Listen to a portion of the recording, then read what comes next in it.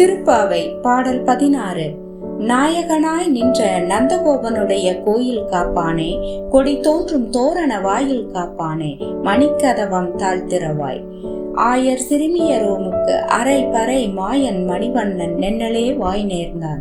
தூயமாய் வந்தோம் துயிலள பாடுவான், வாயால் முன்னம் முன்னம் மாற்றாதே அம்ம நீ, நெய்ய நிலைக்கதவம் நீ கேளோரெம்பாவாய்.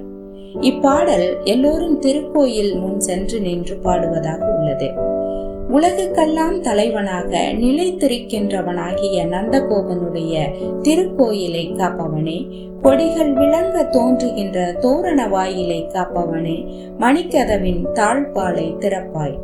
இடையர்களின் சிறுமியராகிய எங்களுக்கு நோன்பு நிறைவுக்கான பறை ஒன்றை தருவதாக, அதாவது தாங்கள் விரும்பிய ஒன்றை தருவதாக மாயனாகிய மணிவண்ணன் நேற்றே எங்களுக்கு வாக்களித்தான். அந்த எம்பெருமான் துயில் எழுந்தருளுமாறு பாடுவதற்கு உள்ளும் புறமும் தூயவர்களாய் நாங்கள் வந்திருக்கின்றோம். உன் வாயாலே முதலில் மறுத்து சொல்லிவிடாதே அப்பனே.